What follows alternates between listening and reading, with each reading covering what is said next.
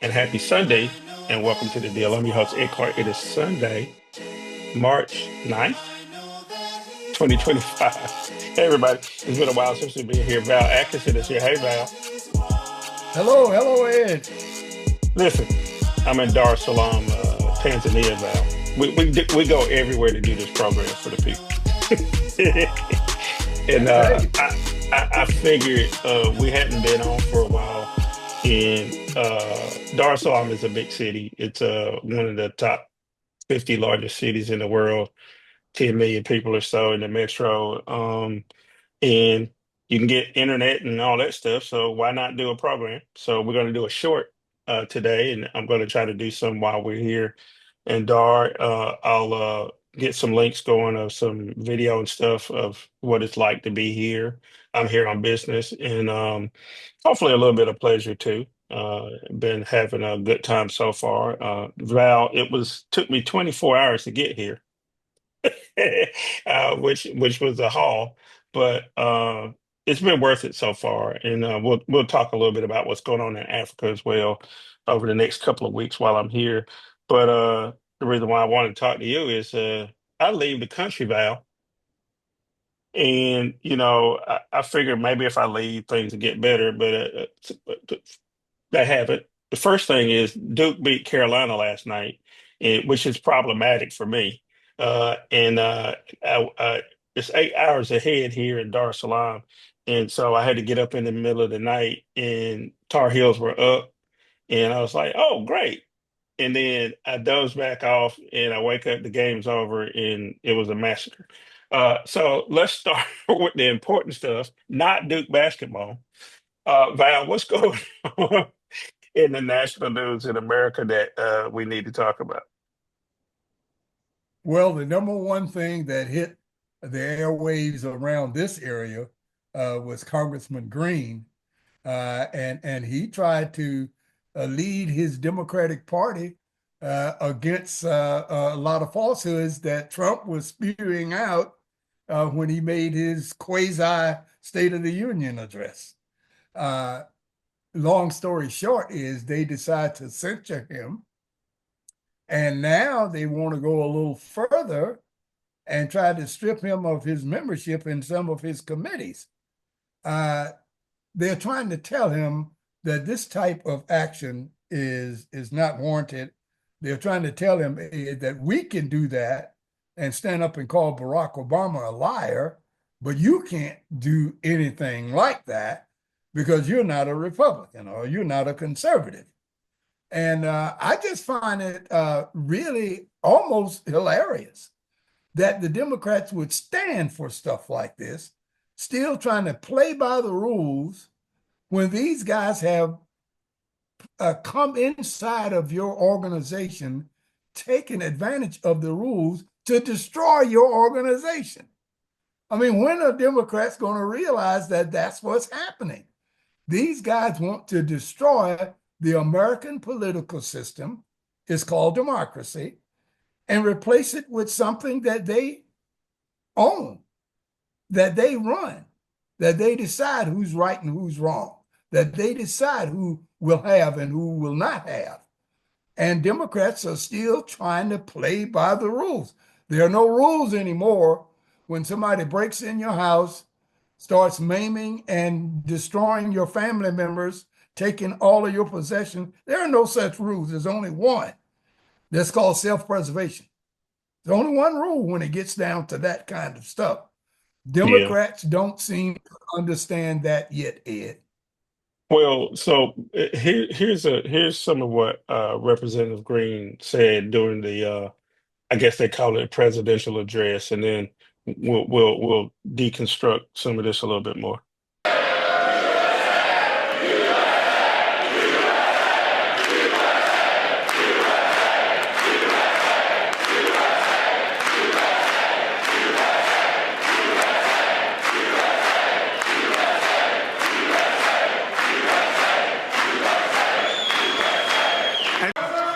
Members are directed to uphold and maintain decorum in the House and to cease any further disruptions.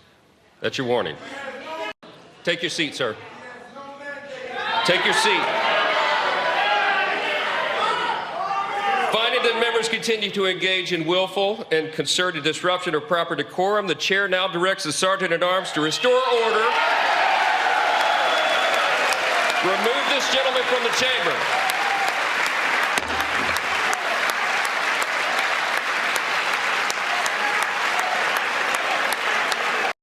So Val, Al Green, in his protest was over the fact that Donald Trump was actually lying on just nearly everything he Always said. does. And before, when Barack Obama or Joe Biden had been interrupted doing addresses to Congress, uh, there was, like you said, a whole different attitude from the Republicans about how to go about handling that. And Democrats, we kind of sit back and allow for the Republicans to act any kind of way. And I'm not suggesting that Democrats should adopt every posture that the Republicans take, but at some point, when you're getting beat about the head, you either need to put your hands up at least, and guard yourself, if not fight back. Democrats have tended not to even guard themselves, and if they continue to allow this to happen for the next 4 years, it's going to be pretty sad, Val. There's not going to be anybody left. Uh, in addition to that, all the other things that are going on, like for example, Social Security. Let's switch gears, because what Green was trying to say is that we're in dire trouble here. Let's look at Martin O'Malley, the former head of Social Security Administration, talking about the danger that Trump poses. All right, Martin O'Malley, thank you very much for joining us, former governor of Maryland, former commissioner of the SSA. Yeah, you have a lot of unique viewpoints that are valuable to have here today. Yeah. So you served 1 year as the SSA commissioner, and since you've left, quite a few changes coming to this federal agency. You recently said that the cuts being made to the SSA, the announced plans for it, you said that you're going to see the system collapse and an interruption of benefits within the next 30 to 90 days. What's your evidence for that? Yeah, I truly believe that. I had the honor of leading the men and women at Social Security all last year, and it was a remarkable turnaround year. Consider this, Social Security is serving more people every single day, record high number of beneficiary customers, and they're doing so with a staff that's been reduced by Congress to a 50-year low. So from my knowledge of the agency, from what I learned from those hardworking people, I know that the sort of wrecking ball that's being taken to the agency, the number of firings, paying people to leave, and paying them actually for a whole year to leave today, all of these things are going to reduce their staffing to a level that will lead to a cascading numbers of service interruptions, system shutdowns, and ultimately, I do believe, an interruption of benefits. How long that interruption will last is hard to say. When exactly will happen, I don't know. But I do know this. I know that the people have the highest percentage of retirement eligibility in the office of the CIO are the people that run the benefit information systems. And because of all of those things, I do believe that at the current rate at which they're driving people out of the agency, we're going to see, we already are seeing service timelines skyrocket. But then Okay, Val. So Martin O'Malley is saying that 90 days of this with Doge inside of Social Security is very problematic. People may stop receiving benefits. Um, I'm a senior citizen. You're a senior citizen. A lot of our friends are drawing SSI checks. And they work for it. But people like Elon Musk want to say it's a Ponzi scheme. What's the risk here of Social Security imploding in the next, couple of months if we don't do something to stop this? I am surprised that people like Elon Musk and his ilk don't understand the ramifications of interruptions in SSI checks. there are literally millions of Americans that don't do anything but receive checks and go spend it in order to live. An interruption of Social Security checks would have such a deleterious effect on the economy that we would get what Musk and Trump talks about when he was talking to people that run states. File bankruptcy. I mean, we would be ready to file bankruptcy as a country if there's such a thing, if people didn't get Social Security checks. Businesses like Walmart would have to close their doors. I don't know how many times you go to Walmart or you have been during regular hours. I'm a retired citizen and I don't have to wait till the weekend. I go there during the week. And the vast majority of people shopping there are my age. They're drawing Social Security. You take all of those people out of there. Most people that are drawing Social Security couldn't pay their rent or mortgage without that check. Most people drawing Social Security would not have the money to pay co-payments for their medications. They wouldn't have the money to put gas in their cars to get to restaurants to spend money. It affects the entire community. I don't know how these people are so stupid that they think that only people that it's going to affect are people that they don't associate with. They think people that go to Mar-a-Lago and places like that won't have any trouble when Social Security checks are not there. They won't, as far as their money is concerned. But when they start looking at their quarterly earnings, after you've been without Social Security for a while, and you start seeing all of these big entities, stocks go down because nobody is spending money in the various places to keep their end of the bargain up, then they will finally realize that, oh my God, this thing is circular. Everything affects everything else. And we can't afford to get rid of Social Security without it having a tremendous deleterious effect on the whole economy.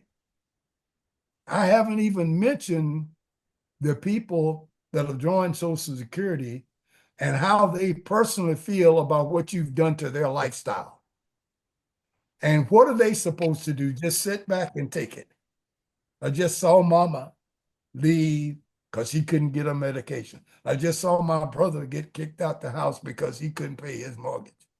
I just saw my sister have to pull out of school.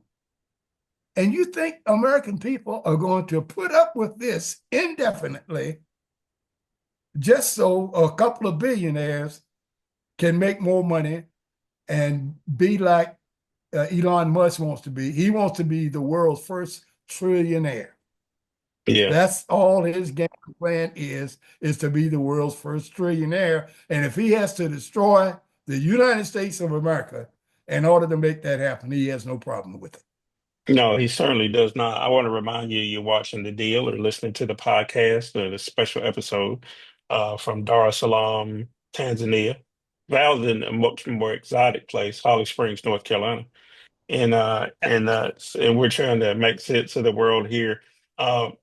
These programs, while I'm on the road, are going to be a little bit shorter than normal. So, and we may keep it that way afterwards. We'll see. Val, I was out walking in downtown Dar last night, and it can be a little sketchy. However, when I go places, I like to get out amongst the people. Want to show you a clip, and then we'll talk about it. Who is Christ? Trump.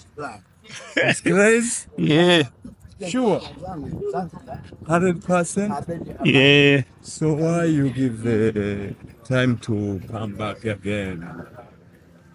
Right. I don't know why people did it. We had a Kamala, a black woman, but they wouldn't vote for her. Black woman with people stood out. They were, I think they were afraid, so they choose a white man. Even that, even Tanzania, you know. Mm. Yeah, yeah, have a woman president.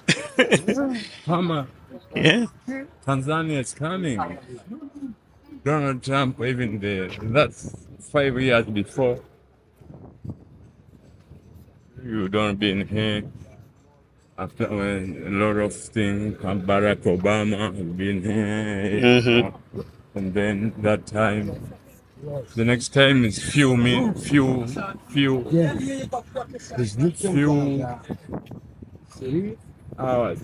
and few months come back to the president's chair.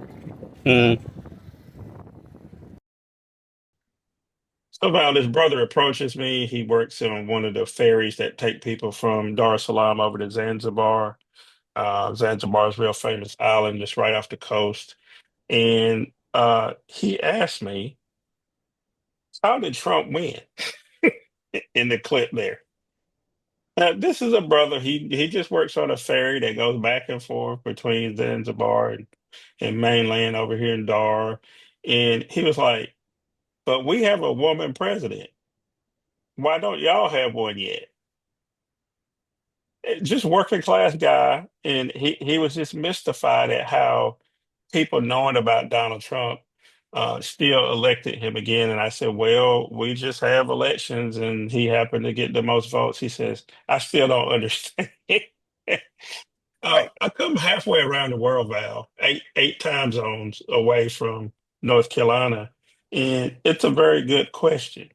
I think people are starting, or well, they knew within the first 24 hours after the inauguration that this was a mistake. Uh, what do you say to people in Dar es Salaam, Tanzania, and other places that we go around the world about how it's possible in 2025 that we still elect somebody like Donald Trump, a convicted criminal, a person who clearly is only out for the richest people? How do you explain that to foreigners? Because I had a hard time trying to come up with a good answer for the brother.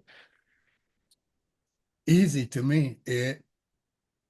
Donald Trump, MAGA, the Republicans, conservatives, whatever you want to call them, they figured out a way, mainly through dog whistles, how to get in contact with a large portion of white America to convince them that their culture, their way of life, their heritage, whatever you want to call it, is in dire trouble.